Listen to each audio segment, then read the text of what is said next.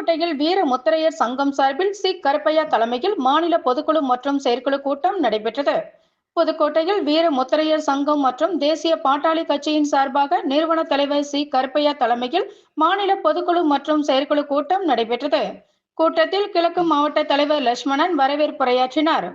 வீர முத்திரையர் சங்கம் சார்பில் நடைபெற்ற கூட்டத்தில் நிறுவன தலைவர் சி கருப்பையா கீழ்கண்ட தீர்மானங்களை வெளியிட்டு பேசியதாவது: புதுக்கோட்டை மாவட்டத்தில் பெரும்பான்மையாக இருக்கக்கூடிய முத்திரையர் சமுதாயத்தினருக்கு கல்வி மற்றும் வேலைவாய்ப்பில் 5% இட ஒதுக்கீடு வழங்கப்பட வேண்டும் என்றும், தமிழ்நாடு அரசு தேர்வாணையத்தில் முத்திரையர்களை உறுப்பினர்களாக சேர்க்க வேண்டும் என்றும், புதுக்கோட்டையில் பேரரசர் பெரும்பிடுகு முத்திரையர் திருவுருவ சிலையை அமைத்து தர வேண்டும் என்றும், திருச்சி பன்னாட்டு விமான நிலையத்திற்கு பேரரசர் பெரும்பிடுகு முத்திரையர் பெயரை சூட்ட மத்திய மாநில அரசுக்கு இக்கூட்டத்தின் வாயிலாக கோரிக்கை வைத்தனர்.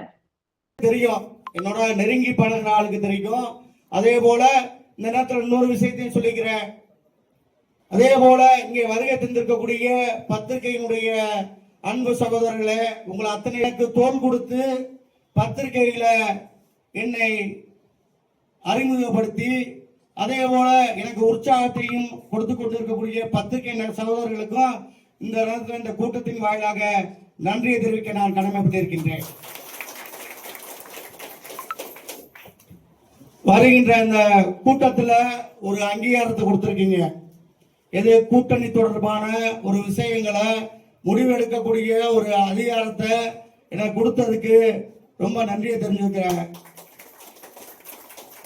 அதாவது முத்திரையர் சங்கம் ஒண்ணு இருக்கு அப்படிங்கிற விஷயத்த இன்னைக்கு டாப் 3ல நம்ம இருக்கோம். எத்தனையோ சங்கங்கள் உருவாக்கலாம், வந்திருக்கலாம்.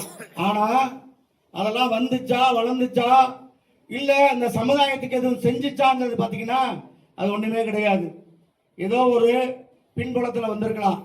ஆனா எந்த ஒரு பின்புலமும் இல்லாம சாதாரண ஒரு அரசு ஊழியருடைய குடும்பத்திலிருந்து பிறந்து இன்றைக்கு 10 ஆண்டு காலம் மிகப்பெரிய ஒரு விஷயங்கள் எல்லாம் எடுத்து போய்கிட்டு இருக்கோம்.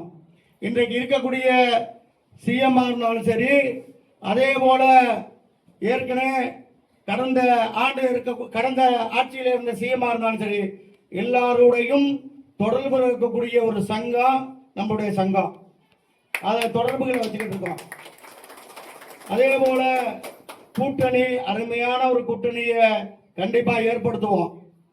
திமுக இல்ல அதிமுக அல்லது தமாக 3 கட்சியோட நமக்கு யாரு சீட்டு கொடுக்கிறாங்களோ அவங்களுடன் கூட்டணி கைகோர்க்க நீங்க ஒரு அங்கீகாரத்தை கொடுத்திருக்கீங்க.